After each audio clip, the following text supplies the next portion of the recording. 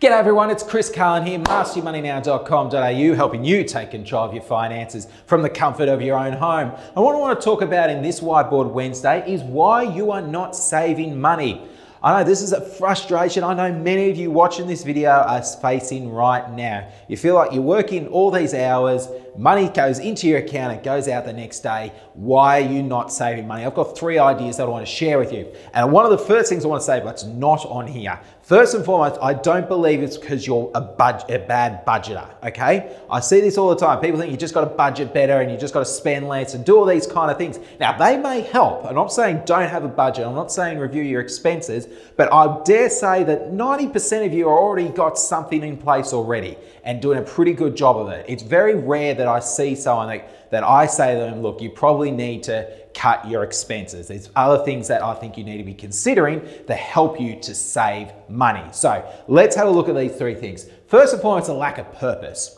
And I particularly find this, particularly for people in their young 20s and 30s, they've got no purpose. They know they should be saving money because that's the right thing to do. You've got to save some money. But they've got no real reason as to why they should be saving money.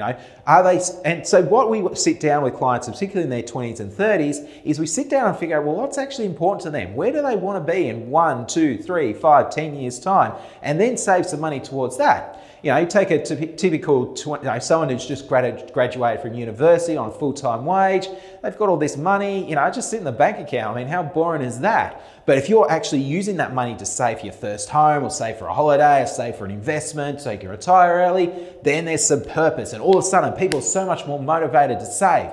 So, first thing I'll say is if you're struggling to save, why do you want to save? Get that really clear in your head, and I'll almost guarantee that is going to help you to save more money. So really figure out your why there. Second one is lack of income. Now this is a big one. If you listen to nothing else I say for all of my Whiteboard Wednesdays, listen to this. If you're struggling to make your bills, end-to-end bills meet, stop spending so much energy trying to figure out how to reduce your expenses and start directing that energy to ways you can increase your income. Okay? So many people, especially those on low incomes, are so focused on saving every single dollar and sacrificing things like heaters and going out on to dinner and saving a couple of dollars here on petrol and all this kind of stuff. Please, can I really encourage you here? Stop doing that. Life's too short to do that. Start focusing on ways that you can increase your income.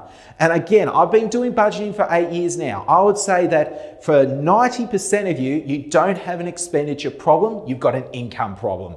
That's the difference nowadays. You go back 30, 50 years ago, everyone was employed, you didn't have a lot of opportunities when it came to your income. Yeah, cutting down expenses was the only thing you could do. But this is the 21st century. This is 2019. You can have so many opportunities to increase your income, whether it's a second job, a side business, Amazon, the internet, whatever it might be for you, tutoring. There's so many opportunities for you to increase your income.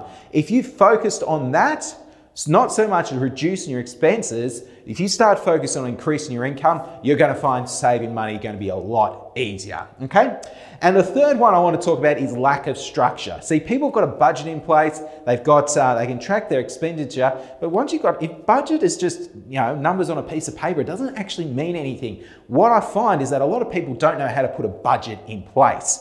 So what I mean by that is, how do you make multiple accounts work? How do you make automatic direct debits? How are those things structured? A lot of people struggle with that, mainly because it hasn't been taught in schools, but a lot of people just struggle getting the structure in place as well. There's no point of having a budget if you don't know how to put a right structure in place. So that's another key reason I see all the time why people cannot save money.